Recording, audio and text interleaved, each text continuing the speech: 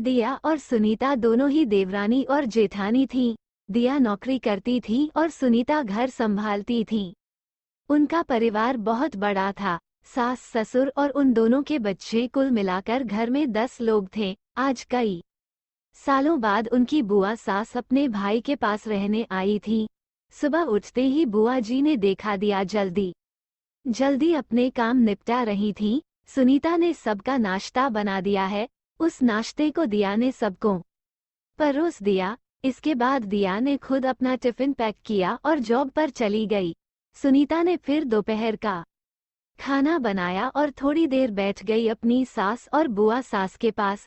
बुआ सास से रहा नहीं गया और सुनीता से बोली, छोटी बहू, तेरी जिठानी दिया तुझ पर बड़ा हुक्म चलाती है। सुबह से देख रही हूँ रसोई घर में तू ही लगी हुई है और वो महारानी दिखावा करने के लिए सबको नाश्ता परोस रही थी जैसे उसी ने बनाया हो।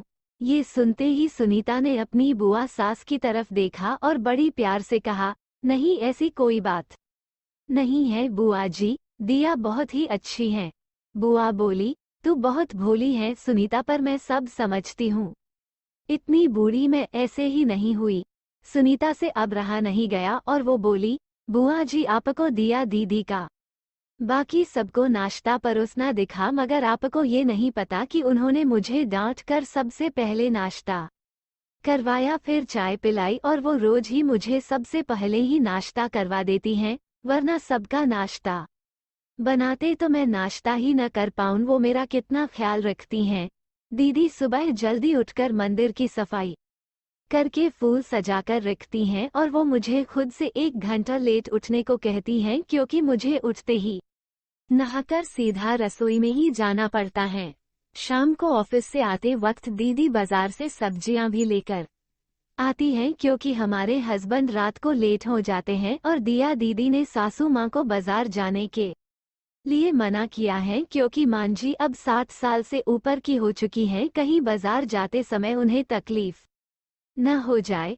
वैसे भी उन्हें घुटनों की परेशानी है और जब मांझी को घूमने का मन होता है तो दीपा दीदी छुट्टी करके खुद उनको घुमाने लेकर जाती हैं। और हाँ बुआ जी, दिया दीदी रोज शाम को आकर खाना बनाने में मेरी खूब मदद करती है, चाहे वो कितनी भी थकी हुई हो।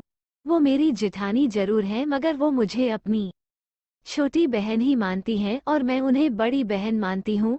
ये सब सुनते ही बुआ चुप हो गई। शायद उसकी चुगली सुनीता के आगे फेल हो चुकी थी। शाम को दिया सब्जी की थैली सुनीता को पकड़ाते हुए बोली, सुनीता, सब्जियों के साथ वाले थैले में तुम्हारी फेवरेट लेखक की किताब भी लाई हूँ। ये सुनकर सुनीता खुश हो गई और बोली, थैंक्स दीदी। सुनीता सब्जी की थैली किचन में रखी और किताब रखने अपने कमरे में चली गई। तभी बुआ जी ने दिया को आवाज दी, बड़ी बहू जरा यहाँ आना। दिया बोली, जी बुआ जी।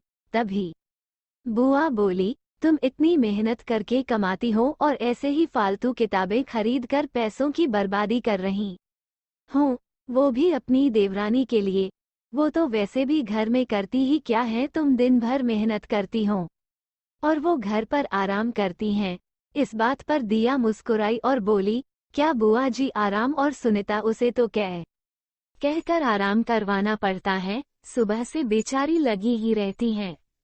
किचन में सबकी अलग अलग पसंद, मेरे और उसके मिलाकर 4 बच्चों का टिफिन सब वो ही करती हैं, फिर भी उसके चेहरे पर हमेशा एक सुंदर सी मुस्कान ही रहती हैं।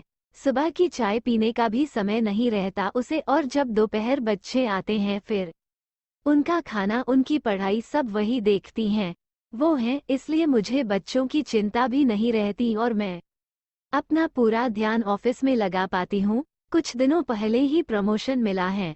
मम्मी पापा की दवाई कब खत्म हुई और कब लाना है, ये सब वो ही ध्यान रखती हैं। घर पर भी कभी कौन सा रिश्तेदार आता है, उनकी सेवा भी वही करती हैं। और बुआ जी, घर पर रहकर घर और बच्चे संभालना कोई छोटी बात नहीं। मेहमानों की भी आवभगत सुनीता बिना किसी शिकायत के करती हैं।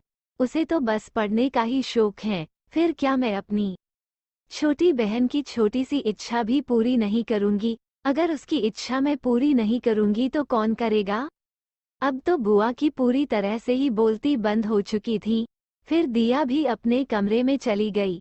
ये सारी बातें दिया की सास पीछे खड़ी हुई सुन रही थी। वो बुआ के पास आकर बोली, जी जी, ये दोनों देवरानी जेठानी जरूर हैं, मगर इनका प्रेम दो सगी बहनों से भी ज्यादा बढ़कर है।